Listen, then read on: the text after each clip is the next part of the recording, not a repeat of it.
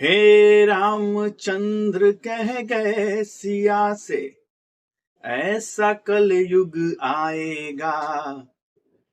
हे रामचंद्र कह गए सिया से, ऐसा भ्रष्ट युग आएगा। हंस चुगेगा दाना दुन का, कौआ मोती खाएगा। जी हाँ, ये आपने सुना होगा कहावत।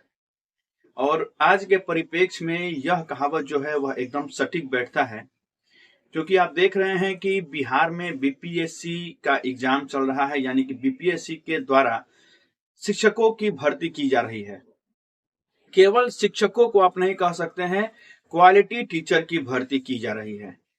इसी शर्त पे ना बीपीएससी को लाया गया, नहीं तो बिहार में तो पहले नियोजन होता था, लेकिन हमारे शिक्षा मंत्री के द्वारा कहा गया कि अब बिहार में क्वालिटी टीचर की वैकेंसी होगी, यानी बीपीएससी अब एग्जाम लेगा। यानी कुल मिलाकर आप बोल सकते हैं कि अब बीपीएससी जो है वह क्वालिटी टीचर ला रहा है। कैसा क्वालिटी टीचर? जो सीटेट में फेल है, जो बीएड में फेल है, जिसके पास वैलिड एस्टेट का सर्टिफिकेट नहीं है, ये होता है असली मायने में क्वालिटी टीचर। आपके पास भले ही सीटेट का वैलिड सर्टिफिकेट हो, बीएड का वैलिड सर्टिफिकेट हो, एस्टेट का वैलिड सर्टिफिकेट हो, वो कोई मायने नहीं रखता है। आप वैकेंसी से बाहर हैं, लेकिन आपके पास अगर जाली सर्टिफिकेट है, चाहे वो सीटेट का हो, चाहे वह बीटीसी का हो, चाहे आपके पास एस्टेट का हो, या बीएड का हो, या फिर डीएलएड का हो, या फिर जातीय आवासीय आईईडब्ल्यूएस, जो भी आपने फर्जी तरीके से बना लिया है, तो आपका स्वागत है बिहार में एक शिक्षक के रूप में भर्ती होने के लिए। ये एक विडंबना ही है। पहले कहा जाता था कि जो नौजवान युवक होते हैं वो देश का भविष्य होते हैं। आज भी आप देखेंगे, जब आपके पास तरह तरह के जो अलग अलग पार्टियां हैं वो जब वोट मांगने आएंगी, तो सबसे ज्यादा लुभावनेबाजी जो होते हैं वह बेरोजगार नौजवान के लिए ही होते हैं कि आपके लिए हम रोजगार लाएंगे, आपको हम जो है वो रोजगार देंगे, आपको नौकरी देंगे, क्योंकि आप देश का भविष्य हैं। पूरा देश का जो है या पूरे राज्य का जो है वो भविष्य आपके ऊपर निर्भर करता है। लेकिन जब बात आती है उन नौजवानों के भविष्य की, तो फिर ये सारे यू टर्न ले लेते हैं। जितने भी सारे ये जो पॉलिटिक्स पार्टियां होती हैं या फिर सरकार जो होता है, यहां तक कि सुप्रीम कोर्ट भी इनके हित में बात नहीं करता। आपने देखा होगा बीपीएससी टीआरई 1 में बीएड को प्राइमरी से बाहर कर दिया गया।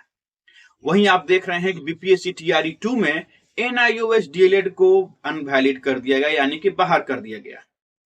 दोनों परिप्रेक्ष्य में आप अगर बात करें तो सरकार को यह मालूम था कि बीएड 1 to 5 से बाहर होने वाली है, फिर भी उन लोगों से फॉर्म के नाम पर हजार रुपए, 1500 रुपए लिए गए और फिर उनको अनवैलिड करके बाहर कर दिया गया। दूसरे फेज में देखिए आप, सरकार जानती थी कि एनआईओएस डीएलएड जो है उसको सुप्रीम कोर्ट ने अनवैलिड कर दिया है, लेकिन फिर भी उन लोगों से पैसे लेकर एक फॉर्म भरवाया गया और फिर लास्ट में उनका रिजल्ट अब नहीं दिया जाएगा वर्तमान नोटिफिकेशन के अनुसार बीपीएससी के। अब एक बहुत बड़ा प्रश्न मैं आप लोगों के सामने रखने जा रहा हूं, और अगर आप इस प्रश्न से रिलेट करते हैं तो कमेंट बॉक्स में जरूर लिखिएगा और इसके प्रति आवाज भी उठाइएगा। हम तो नियम नहीं बनाते हैं, ये जो बेरोजगार अभ्यर्थी हैं ये तो नियम नहीं बनाते हैं। इन्होंने तो नियम नहीं बनाया था कि एनसीटीई वैलिड कर दे 1 to 5 में भी बीएड को।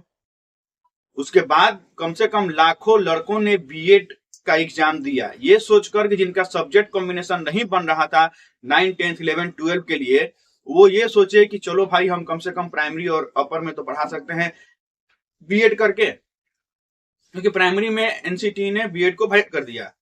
तो वैसे अभ्यर्थी अब कहां जाएं? वो तो अपने आप कोर्स लाए नहीं थे। एनसीटीई भी जो है वह सरकार का ही एक अभिन्न अंग है। एनसीटीई सरकार का ही तो एक वैलिड बॉडी है ना। ये जो नियम बनाता है सरकार से अपना जो भी राय मशवरा लेकर ही बनाता होगा। तो फिर आखिर बीएड को 1 to 5 से बाहर क्यों कर दिया गया? क्या वो जो बीएड किए हुए थे, वो जो पैसा बीएड करने के लिए जो अभ्यर्थी अपने लाए हुए थे, क्या वो हीरोइन गांजा बेचकर लाए थे या फिर किसी का मर्डर करके लाए थे? अरे वो भी उनके मेहनत की कमाई थी। वो ये सोचकर बीएड किए कि चलो मेरा सब्जेक्ट कॉम्बिनेशन नहीं बन रहा है अपर क्लास के लिए, तो हम बीएड कर ले, ताकि प्राइमरी में एलिजिबल हो गए हैं तो हमारा नौकरी भविष्य में लग सकता है। अब वो क्या करें अपने सर्टिफिकेट का जो बीएड उनके पास सर्टिफिकेट है, वो सर्टिफिकेट का क्या करें? अब तो वो उस पर दाना भुजना या बादाम रख कर ही खाएंगे, और तो कोई काम आएगा नहीं सर्टिफिकेट। बस वो केवल सर्टिफिकेट दिखाने के लिए रह गया है कि देखो भाई मैं बीएड धारी हूं। हाँ, वही हाल है यहाँ पर एनआईओएस डीएलएड का। अब एक आप बात सोचिए कि एनआईओएस डीएलएड भी जो एनसीटी लाया था, या जो सरकार के कहने के अनुसार हुआ था कि आप डीएलएड कर लीजिए 18 महीने का, उसके बाद आप टीचर बने रहेंगे जो भी स्कूल है या जहां भी है। तो मैं एक बात पूछना चाहता हूं कि अभी सुप्रीम कोर्ट ने बोला है कि वो जो 18 महीने का डीएलएड कोर्स था वो सेवा में जो शिक्षक थे उनके लिए ही था। मेरा सबसे पहला प्रश्न ये है कि जब प्राइवेट स्कूल वाले जो भी शिक्षक थे, जब वो अपना फॉर्म भर रहे थे, तो फॉर्म भरने के टाइम पे उनसे स्कूल का U- कोड मांगा जा रहा था।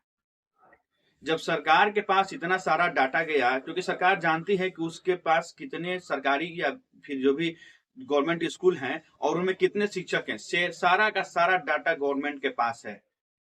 तो फिर सरकार ने क्यों नहीं पोर्टल पर पहले से ही उस स्कूलों को लिस्ट कर दिया था जहां पे वो शिक्षक कार्यरत हैं। केवल वही स्कूल वाले शिक्षक फॉर्म भर सकते थे। तो सरकार ने पैसे कमाने के लिए सारे स्कूलों के लिए ओपन कर दिया कि प्राइवेट हो या फिर आप जो भी सरकारी हो, आप फॉर्म भर सकते हैं।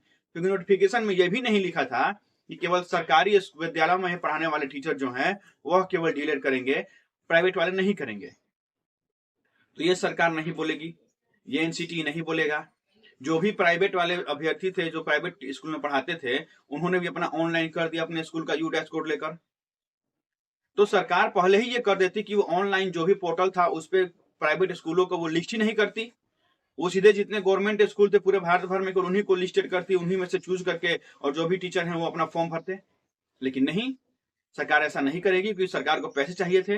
अब सोच कर चलिए आप कि लाखों लाख अभ्यर्थियों ने पूरे भारत में डीएलएड किया एनआईओएस से। प्रत्येक अभ्यर्थी से फीस के रूप में 9 से 10,000 रुपए लिए गए। आप उस हिसाब से समझ सकते हैं कि सरकार को कितना रेवेन्यू जनरेट हुआ होगा। लेकिन नहीं, सरकार को इससे मतलब नहीं है। सरकार के नजर में जो भी बेरोजगार अभ्यर्थी हैं उनसे बड़ा मालदार पार्टी और कोई नहीं है। और ये सच भी बात है, क्योंकि हम जहां देखते हैं कि हमारे लिए कोई वैकेंसी निकला हुआ है, चाहे वो फर्जी ही क्यों ना हो, हम तुरंत उस फॉर्म को 500-600 रुपए लगाकर भर देते हैं। या फिर कोई भी अगर कोर्स निकलता है जो झांसा देता है कि आप ये कोर्स कर लीजिए आपका नौकरी लग जाएगा, तो हम तुरंत 1,000, 2,000, 5,000, 10,000, 20,000 रुपए लगाकर वो कोर्स कर लेते हैं। और बाद में गवर्नमेंट आती है या सुप्रीम कोर्ट बोल देता है कि नहीं, ये कोर्स वैलिड नहीं है, फिर कहानी खत्म। एक मेरा प्रश्न और है, जरा आप सोच कर देखिए कि क्या अब हमें अपने जो संविधान है या फिर जो भी नियम है उस पर विचार करने की आवश्यकता नहीं है क्या? मैं इसलिए ऐसा बोल रहा हूं कि आप एक बार सोच कर देखिए कि अभी हाल ये है, बीपीएससी टीआरई 1 में ही देख लीजिए या टीआरई 2 में देख लीजिए, जब बीएड को बाहर किया गया 1 to 5 से, या एनआईओएस डीएलएड को बाहर कर दिया गया है, तो एक आप बात सोच कर देखिए कि मान लीजिए सुप्रीम कोर्ट ने अगर आज फैसला दे दिया कि एनआईओएस डीएलएड बाहर, तो आज तक जितने एनआईओएस वाले वैकेंट हो गए हैं जिनको नौकरी मिल गई है वो वैलिड रहेंगे, लेकिन जिनकी नौकरी नहीं लगी है वो एनआईओएस वाले अब आगे फॉर्म नहीं भर पाएंगे। ये तो विडंबना ही है ना। वही सेम कोर्स किए हुए हैं दोनों अभ्यर्थी, लेकिन आज चूंकि सुप्रीम कोर्ट का फैसला आ गया तो वो जिनका नौकरी लग गया है वो एलिजिबल हो जाते हैं, उनके पास पर्याप्त ज्ञान हो जाता है, उनका कोर्स वैलिड हो जाता है, वो पढ़ने लायक हैं। लेकिन जो अभ्यर्थी का नौकरी नहीं लगा, उनका ज्ञान जो है वह कोई मायने नहीं रखता है, उनका जो एक्सपीरियंस है कोई मायने नहीं रखता है, उनका सर्टिफिकेट जो है कोई मायने नहीं रखता है, वो सब बेकार हो गया। ये सोचने वाली बात है। अरे जब वैलिड होगा तो सब होगा, अनवैलिड होगा तो टोटल होगा, सबको हटाइए या फिर सबको रखिए। ये कैसा बात हुआ कि आज सुप्रीम कोर्ट को अगर फैसला आ गया तो आज के पहले जो लग गए हैं नौकरी पे वो वैलिड हैं और जो नहीं नौकरी पे लगे हैं वो इनवैलिड हैं। ये भी एक सोचनीय बात है। और मैं उन अभ्यर्थियों से एक अपील करना चाहूंगा कि आप लोग सरकार का जो भी ये तुगलकी फरमान होता है आप चुपचाप सुन लेते हैं और उस फैसले को स्वीकार कर लेते हैं। क्यों? आप लोग केस करिए, जो भी आपका पैसा लगा है 1 लाख 1.5 लाख जो भी आपने बीएड किया है वो सरकार की गलती थी, आपकी गलती थी नहीं, तो आप सरकार से मुआवजा मांगिए, हर्जाना मांगिए, केस कीजिए। जैसे आप लोग वैलिड करने के लिए आप लोग चंदा इकट्ठा करते हैं, वैसे ही सरकार से हर्जाना लेने के लिए आपने 18, 17, 19, 20 में बीएड किया होगा, ये जो 5 साल 6 साल हो गए हैं आपका 1 लाख 1.25 लाख जो भी पैसा लगा होगा उस पर ब्याज सहित हर्जाने का आप लोग मांगिए, सरकार से पैसा मांगिए। लूट का पैसा नहीं ना था, वो आपके मेहनत की कमाई थी। बहुत सारे लड़के ऐसे हैं जो अपना खेत गिरवी रख कर और बीएड किए थे, में नौकरी लग जाएगा। तो वैसे ही 500-600 रुपए चंदा लगाइए और केस कीजिए गवर्नमेंट पर कि हमको मुआवजा दीजिए, जो भी हमने कोर्स किया हुआ था वो वैलिड हो गया, तो हम कहाँ जाएंगे?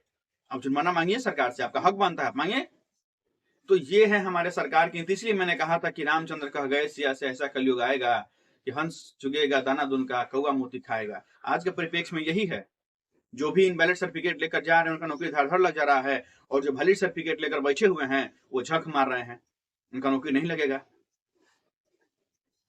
तो यही चल रहा है हमारे बिहार में और यही चल रहा है हमारे पूरे देश में। जब सरकार को मन करता है किसी भी कोर्स को वैलिड कर देगा, जब मन करेगा तब किसी कोर्स को अनवैलिड कर देगा। लाखों लाख अभ्यर्थी जो हैं वो सड़क पर आ जाएंगे, उनको खाने के लिए वो मोहताज हो जाते हैं, लेकिन सरकार को इससे कोई मतलब नहीं है। फिर चुनाव आने वाला है लोकसभा का, देखिएगा, फिर आएगी सरकार और बोलेगी कि आप नौजवान हैं, आपका भविष्य की बात है, आपको रोजगार देंगे, आइए हमको वोट दीजिए। उस समय आप पूछिएगा कि कहाँ गए थे आप जब हमारे कोर्स को इनवैलिड किया गया था और हमें रोड पर घूमने पर मजबूर किया गया था। या प्रश्न पूछिएगा गवर्नमेंट से। तो बहुत सारे ऐसे सवाल हैं जो आपको सरकार से पूछने चाहिए, और आप सपोर्ट कीजिए। अगर आप चाहते हैं कि आपकी आवाज हम बने तो चैनल को सब्सक्राइब कीजिए, और उसके बाद शेयर कीजिए और लाइक कीजिए, और नहीं भी सब्सक्राइब करना है तो कम से कम वीडियो को शेयर कीजिए, ताकि बहुत लोगों के पास ये आवाज जो है वो पहुंच सके। और आप ही में से कोई एक दो आदमी होंगे जो सरकार के खिलाफ उठेंगे और आवाज उठाएंगे और फिर अपना हक लेने के लिए सरकार से लड़ेंगे। तो इसी आशा के साथ मिलेंगे अगले अंक में। तब तक के लिए धन्यवाद।